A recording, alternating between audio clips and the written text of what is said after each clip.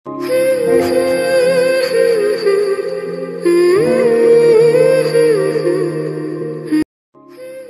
Everyone, welcome back to my channel Papiya's simple লাইফে। তোমাদের জানাই অনেক স্বাগত, অনেক ভালোবাসা।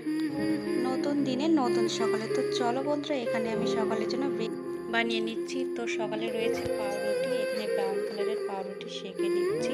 টাটকা তবু সেঁকে খাওয়াটাই উচিত। তারপরে এখানে 4টে ডিম সিদ্ধ বসিয়েছি।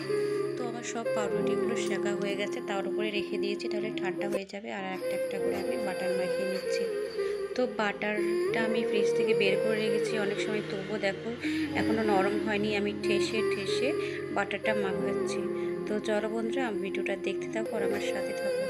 যে বন্ধুরা আমার ইউটিউব থেকে দেখছো তারা তো দেখছোই, আর যারা আমার ফেসবুক থেকে দেখছো তারা প্লিজ আমার ইউটিউব চ্যানেলটাকে গিয়ে একটু ঘুরে এসো, তোমাদের আশা করি ভালো লাগবে। আর ফেসবুক থেকে দেখলে আমাকে একটু ফলো করে দিও ফেসবুক পেজে। তো এই কথাগুলো আমি কোনোদিন বলিনি, আজকে বললাম। দেখতে সবাই বলে, তো আমিও একটু বলি দিই তোমাদের ফলো করার জন্য। তো চলো, এখানে আমার রেডি হয়ে গেছে। তো একটা তুলে নিলাম, 4টে খাবে না। তো চলো, সাথে আছে ডিম সিদ্ধ, কাজু বাদাম। তারপরে রেডি করব আমার ব্রেকফাস্ট। আমার ব্রেকফাস্টে রয়েছে আম। তো চলো আম দিয়ে কী করছি দেখতে থাকো।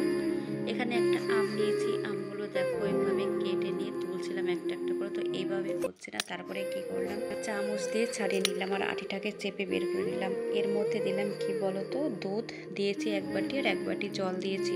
আর এখানে দিলাম 2 টুকরো আইস। তো চলো, এই আইসগুলো কিন্তু আমার আলাদা করে বসানো থাকে। তো আমার রেডি হয়ে গেছে ম্যাঙ্গো জুস। তো চলো, এখানে আমি নিয়েছি একটা ডিম সিদ্ধ আর একটা পাউরুটি, জাস্ট এইটুকুতেই আমার হয়ে যাবে। তারপর এখানে চলে আসলাম দুপুরে রান্না বান্না জোগাড় করার জন্য। ওদিকে আমার খাওয়ার বাসন সব কিছু পরিষ্কার করা হয়ে গেছে।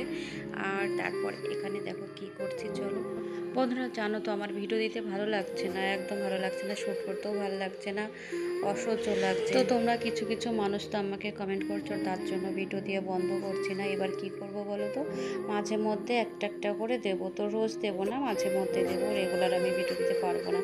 তো যাই হোক, এখানে দেখো আমি রসুন পেঁয়াজ ছাড়াচ্ছি। তো এখানে ছোট্ট ছোট্ট পেঁয়াজ, তো এক সময় আছে যেহেতু হাতে আজকে, তো ছোট্ট পেঁয়াজগুলো আজকে ইউজ করছি রান্নার জন্য। ছোট পেঁয়াজগুলো তো খাওয়াই হয় না। তো আমি কি করছি বলো তো, কাটছি, কেটে 2 টুকরো করে জলের মধ্যে ভিজিয়ে রাখছি। তো খোসাটা ইজিলি উঠে যাবে। তো যাই হোক না কেন, পেঁয়াজগুলো ভিজিয়ে রেখে তারপর আমি রসুন ছাড়িয়ে নেব।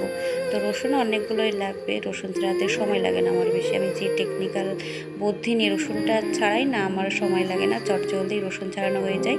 আর আমার এই যে চোখটা না ফুলেছে, জানি না কেন চোখের পাতা দুটো ফুলেছে। আর এই যে মুখের নিচে না আমার একটা বন্ধু বেরিয়েছে। তোমরা শুনলে হাসবে নাকি জানি না, আমার না ওই ব্রণ ট্রণ বেরোয় না। তো আমি সবসময় বলি, আমার যদি একটা ব্রণ বেরোতো মুখে তো খুব ভালো হতো। তো আমার ঠিক থুতনির নিচে একটা বেরিয়েছিল, আজকে দেখছি আর একটা বেরিয়েছে।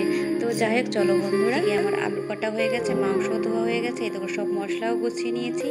এবার যাব মিক্সি করতে। আর এখানে চলে আসলাম মিক্সি করার জন্য, দেখো। তো চলো বন্ধুরা, দেখতে থাকো আমার ভিডিওটা, আশা করছি তোমাদের ভালো লাগবে। আর যদি কিছু ভালো লাগে তো প্লিজ আমার পাশে থেকো। তো চলো দেখতে থাকো। কি বলো তো বন্ধুরা, এই পাশে থাকো কথাটা বলতে না আমার কেমন একটা যেন লাগে। তো কি আজকে ভয়েস দিতে দিতে আমার মুখতেও বেরিয়ে ফেললো। যাই হোক বন্ধুরা, এই ফার্স্ট টাইম আমি বললাম, এর আগে বা পরে কোনোদিনও বলিনি, এটাই আমার ফার্স্ট টাইম। তো আমরা মাখিয়ে রেখেছি। তো চলো রান্নাটা করে নিই। তো বন্ধুরা চলো, আমি এখানে রান্না বসিয়েছি আর তোমাদের সাথে কিছু কথা বলি। তো বন্ধুরা কি বলো তো, মাঝে মাঝে মনে হয় কন্যা সন্তান হয়ে জন্ম নেওয়াটাই হচ্ছে পাপ। কন্যা সন্তান হয়ে জন্ম নেওয়াটাই কি বৃথা? এই কন্যা সন্তানদের জন্যই কিন্তু এই পৃথিবীটা বেঁচে আছে। একটা কন্যা সন্তান কিন্তু অনেক কিছু করে, অনেক ক্ষমতা কন্যা সন্তানদের, কিন্তু আবার কোনো কোনো জায়গায় ভীষণ দুর্বল আমরা। সে সংসারে বলো, বাইরে বলো, সব ক্ষেত্রেই কিছু কন্যা সন্তানরা হচ্ছে প্রতিটা ঘরের লক্ষ্মী, সে ঘরের বউ হোক আর ঘরের মেয়ে হোক। এই লক্ষ্মীদের ক্ষমতা কিন্তু অনেক বেশি। একটা পুরুষ মানুষের ক্ষমতা যতটা বেশি, একটা মেয়ে মানুষের ক্ষমতাও কিন্তু সমান সমান। একটা পুরুষ মানুষ পাইলট, আবার একটা পুরুষ মানুষ প্লেনও চালাচ্ছে, আবার চাঁদেও যাচ্ছে। একটা ঘরের লক্ষ্যেও কিন্তু এই সব কাজগুলো সবই করছে। আর সব থেকে বড় কথা হলো একটা মেয়ে মানুষ কিন্তু গোটা দেশ চালাচ্ছে। তারপরেও এই দেশের মেয়েরা কেন এত অসহায়, মেয়েদের কেন এত তুচ্ছ মনে করে? কিছু মানুষের জন্য কিছু মেয়েরা বেঁচে থেকেও মরে যায়। একটা ঘরের লক্ষ্যে কিন্তু ডাক্তার, কিন্তু এই ডাক্তারের কোনো মূল্য ছিল বলো? আমরা ডক্টরদের ভগবানের পরে বসাই।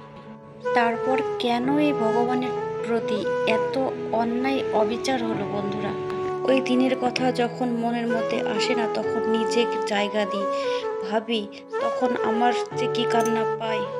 কিভাবে ওই মেয়েটাকে মেরেছে বন্ধুরা, কিভাবে তোমরা তো সবাই জানো। যখন নিজেকে ওই জায়গাটায় নিয়ে যায় না, তখন ভীষণ কষ্ট লাগে আর মনের মধ্যে উথাল পাথাল করে যে কিভাবে ওই মেয়েটাকে কষ্ট দিয়ে দিয়ে মেরেছে বন্ধুরা। আমার ভীষণ খারাপ লাগছে আর এই ভয়েসটা দিচ্ছি, তোমরা বুঝতেই পারছো আমার গলাটা কেমন যেন হয়ে যাচ্ছে আর দু চোখ দিয়ে টপ টপ করে জল পড়ছে। তো যাই হোক বন্ধুরা, ওই নিয়ে আর ভাবতে চাই না, তবুও মনের মধ্যে চলে আসে। বাই।